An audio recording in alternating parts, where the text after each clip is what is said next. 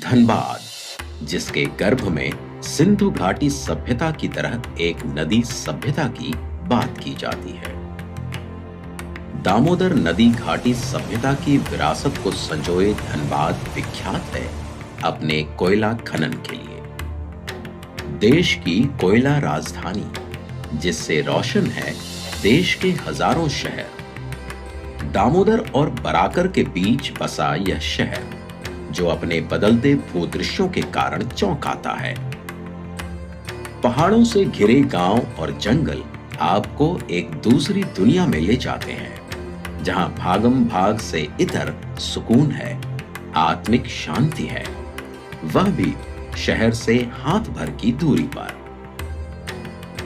इन स्थलों में छिपी संभावनाओं को तब सही अर्थों में पहचाना जा सकता है जब पिकनिक मनाने वालों को शहर में एक एक इंच जगहें ढूंढनी पड़ जाती हैं। इन जगहों पर आकर आप अपने बच्चों में प्रकृति प्रेम को एक संस्कार की तरह रोप सकते हैं। हम चाहते हैं कि छात्र छात्राएं पढ़ाई से हटकर भी कुछ करें। स्टूडेंट्स बाहर जाके देखें कि धनबाद में क्या क्या है। आसपास के जगहों में काफ़ी सुंदरता है, यहाँ फॉरेस्ट काफ़ी है, वो बहुत ही खूबसूरत एरिया है। उसमें आपको फॉरेस्ट मिलेंगे, उसमें आपको एग्रीकल्चरल लैंड मिलेंगे, प्लेन लैंड मिलेंगे, नदियाँ मिलेंगी। इन पहाड़ियों की तराई में बसे आदिवासी गांवों का दीदार जीवन के बिल्कुल अलग रंगों से रूबरू करवाता है। यहाँ टैटू एक फैशन के तौर पर नहीं, बल्कि गोदना के देशज रूप में मौजूद है, और कुछ चुनिंदा लोग जिन्हें टैटू की समझ है, आज भी गांवों का रुख करते हैं।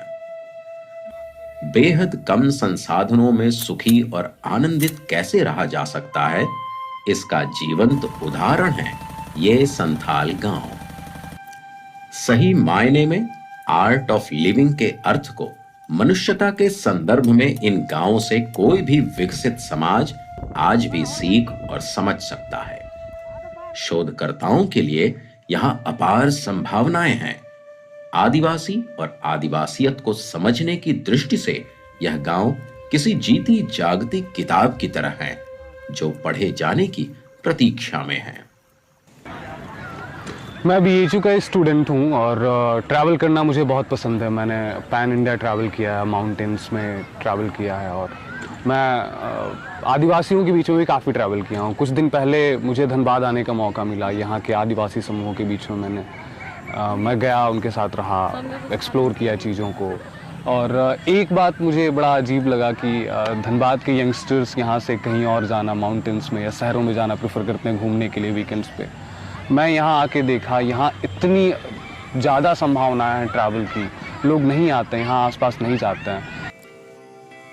तोपचांची, मैथन, पंचेत और भटिंडा जैसे स्थान पानी को अपनी कोख में धारण किए हुए बिल्कुल अलग सौंदर्य का विन्यास रचते हैं। तोपचांची तो किसी हिल स्टेशन सा जान पड़ता है। मैथन में चप्पुओं वाली नाव से लेकर मोटर बोट सब पर्यटकों के लिए उपलब्ध है। डैम के बीच में स्थित टापुओं का अपना आकर्षण है। उन पर वक्त गुजारना किसी आइलैंड की सैर सा लगता है। पंचेत उसमें कुछ अलग जोड़ता है। प्रशासनिक अनुमति के साथ कोल माइंस भी देखे जा सकते हैं। इन विशालकाय कोयला भंडारों को देखना आपके जीवन का एक रोमांचक अनुभव होगा। वन्य जीवों और पक्षियों में आपकी दिलचस्पी हो तो टुंडी के जंगल, पहाड़ियों की श्रृंखला और नदियों के किनारे सुबह शाम कई जीव जंतुओं से आपकी मुलाकात हो सकती है। यहाँ सड़कों के किनारे 100 साल पुराने पेड़ों का शामियाना, कहीं पुराने किलों के अवशेष, छोटी छोटी पहाड़ियों की चोटियों पर अनजाने मंदिर अब भी देखे और ढूंढे जाने की प्रतीक्षा में है। भटिंगा फॉल्स के पास है लिलोरी स्थान मंदिर, जिसे जागृत मंदिरों के तौर पर मान्यता प्राप्त है। मतलब धनबाद में एक साथ तीर्थ और पर्यटन दोनों का आनंद लिया जा सकता है। एक शहर अपने आप में पर्यटन के इतने विकल्प शायद ही आपको उपलब्ध कराता हो। इसलिए इस सफर में एक पड़ाव धनबाद का जोड़ कर देखिए। आप जैसे ही इस शहर में पांव रखेंगे, यह हमेशा के लिए आपका हो जाएगा।